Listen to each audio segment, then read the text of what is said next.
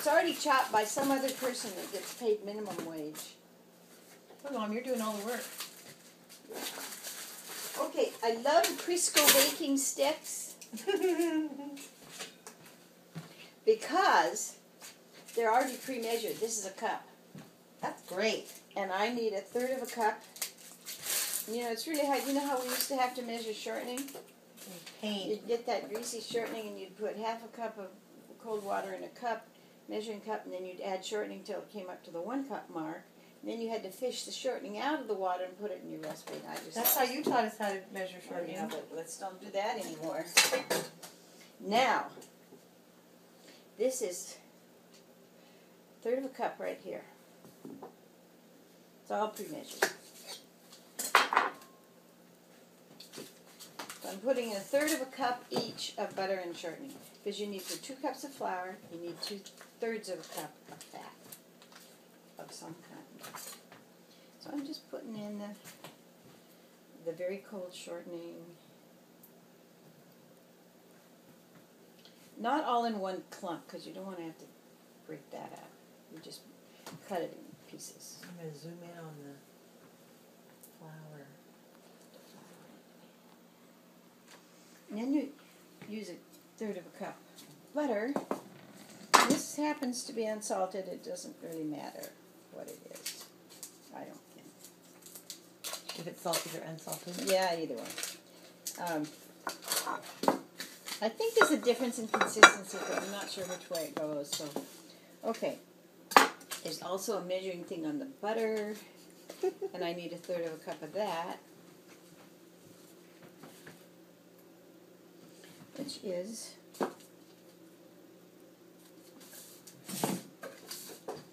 right to here.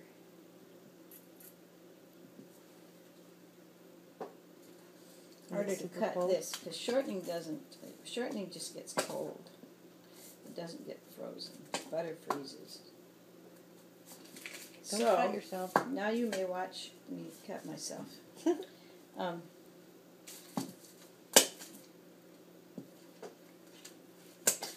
just putting cut off pieces of butter in there, shave it or whatever. Whatever you want to do, just so it's cut up some.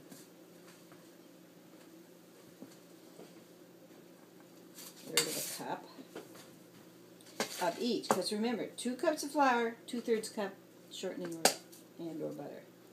That's the proportion, and some salt. And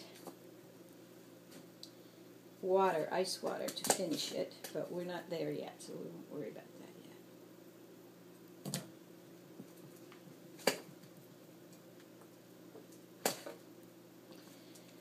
And now, at this point, many people, some of them in this room, would resort to a food processor. No!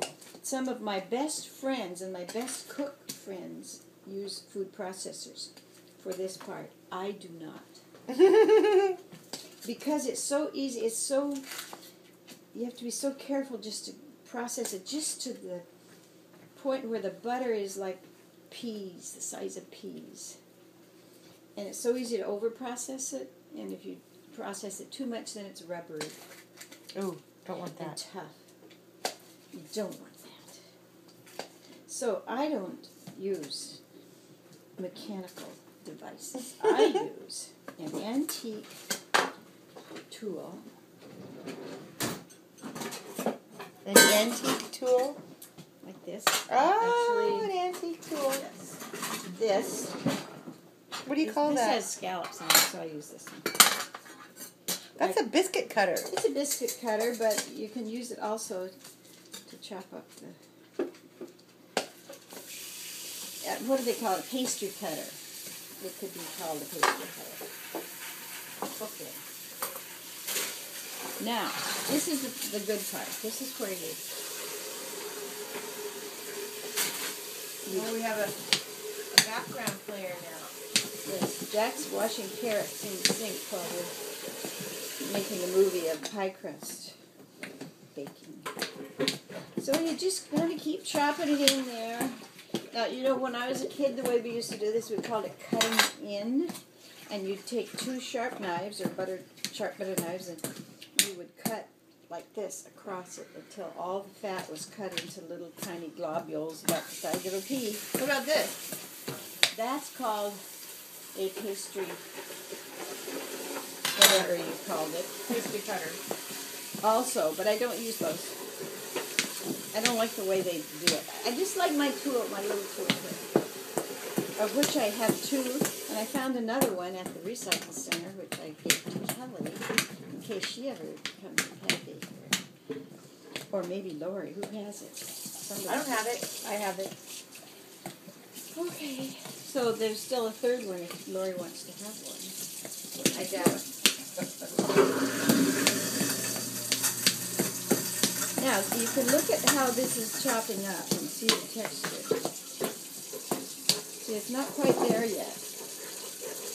Hot. Because the pieces of butter are still too big. So it's just a little more chopping.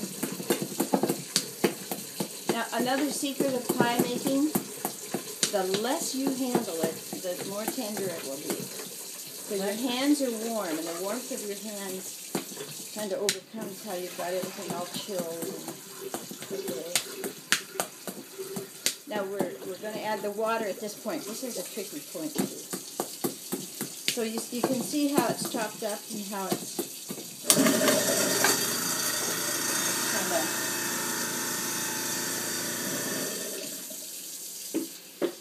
kind of like peas. I'm looking for my I'm going to taste it. 1 cup measure. There's the glass 1 cup measure and the 3rd one down. I'm pausing.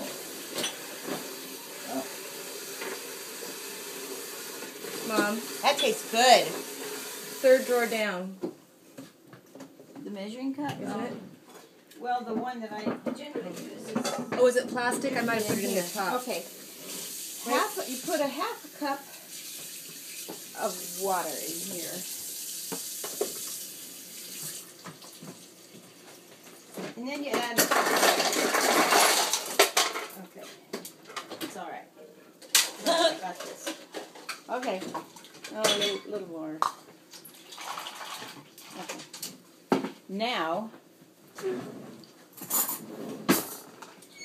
So we're going to add this ice cold water gradually. And I kind of add it around the edges because that's where the flour is. Kind of like that.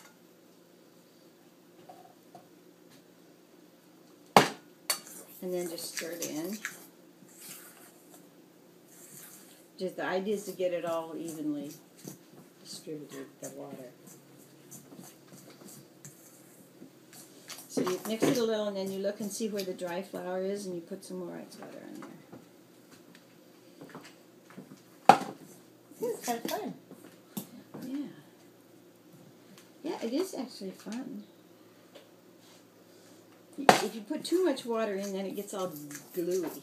Don't want that. Don't want that, not gluey. And if you don't put enough, then it's all crumbly, and you don't want that either. But I think about half a cup is right, although it might need more. You never know. I just keep kind of... Take a look at this now. You see the flour there on the edge? Mm-hmm. So we've got to nail that. We've got to nail that flour. Oh, this is going to be great. I got it all. Got it? Uh-huh. Okay. So now that's probably maybe enough liquid. I'm looking to see if when I pull it all into the middle, are there floury patches on the edges? Yeah, there's one more. Kind of running out of water. So. How many recipes is this? Is this enough This for makes one a 2-crust pie or 2 1-crust pies. So I still got some flour right here. Mm. So, a little more ice water there.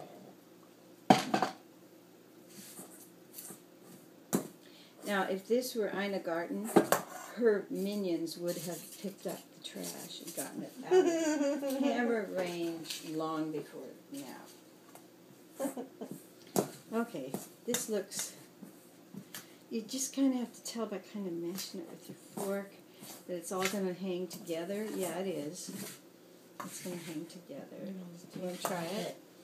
You want to try and give it a stir and see how it feels? Tastes good. Tastes good? Mm-hmm.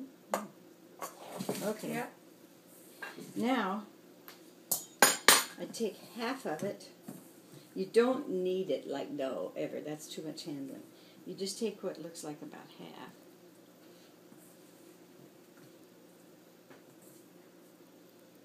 Let's see if that's half. We'll compare here. This is my new pastry cloth. My old pastry cloth was a square one that I had for 30 years, and it had holes in it. So Kelly got me a new one, which is now round, and you can measure the size of your pie crust when you roll it out because it's got 10-inch, 12-inch, 14-inch on it. So I'm making these equal-sized balls.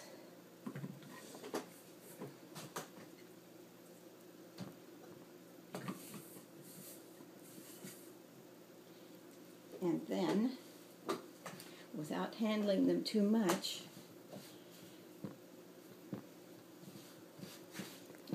I flatten them out, being careful not to use too much hand contact.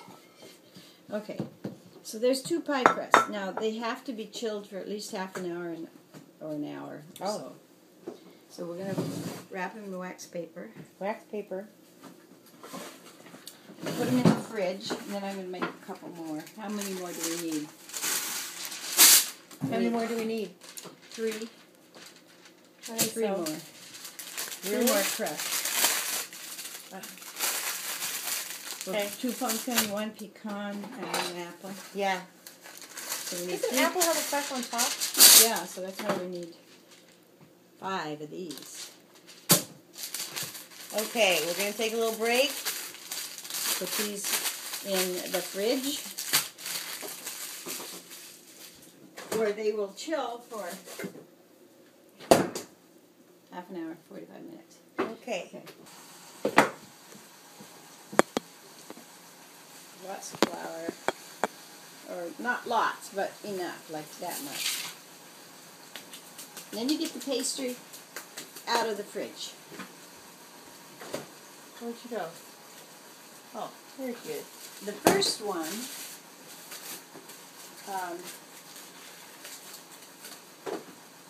now here's what you do.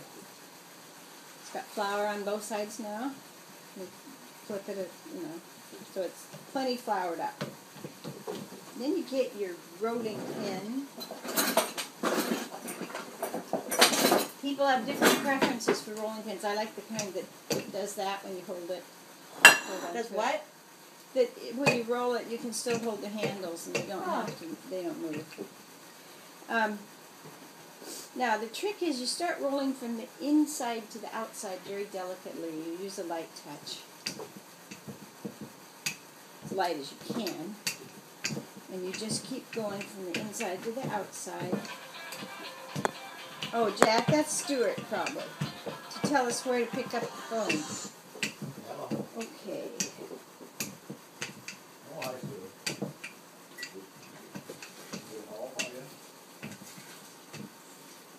And you don't bear down on the rolling pin, just use kind of a light touch. It may take a while because it's cold and you've got to get it all the way out to big enough to fit in this pan.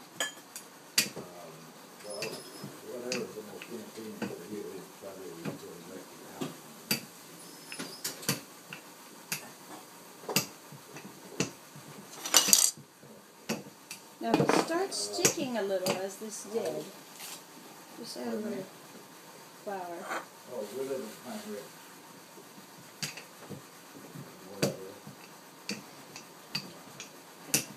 Now you can see the butter in this pie crust.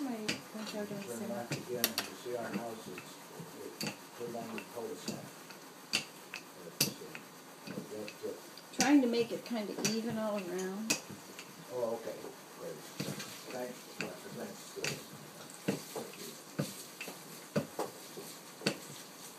Okay, that's about big enough. That says it's a 14-inch crust, and this is a 9-inch pie pan, so it's plenty big. But you will soon see why I like to make it bigger. Oh, I look at roll it that. up on there, Oh, and then I unroll it into the pan. oh, look what you did. Oh, it's magic. It But is. I like to have some flopping over because then I can make a little pie crust pieces with cinnamon and sugar on them. Oh, yeah. So the first thing you do is pinch up a ridge.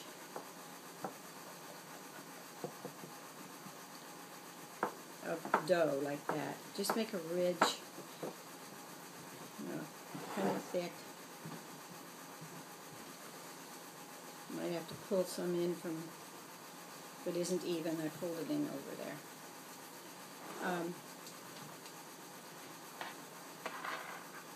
I'm going to steal some from here and put here because there's not enough to make a good ridge. A little more. I probably won't have enough to make those little crusty things, but I will want to make the apple pie. That'll be plenty. The ridge.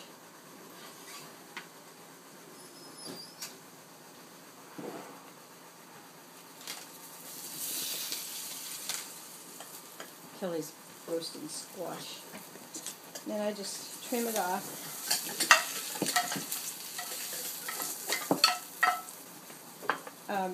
Now, the fun part is forming this pretty crust. And you can do that any way you want. Here's the one way is just with these fingers, like this. See how that's done? That's one way. A lot of people just leave it like that, but I don't.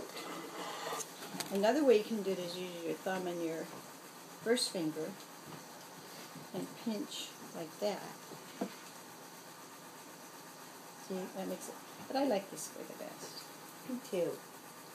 Makes an even fluted crust.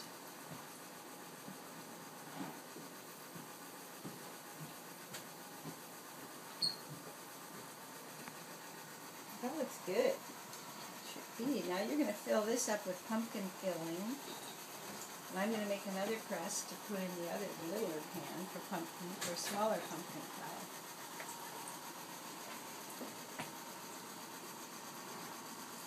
But this is the fun part, this fluting of the edge. And I happen to have a wonderful tool for when you bake a pie like this, and sometimes the crust bakes faster than the pie and it starts to burn a little bit or get too brown. What do you do? Show you.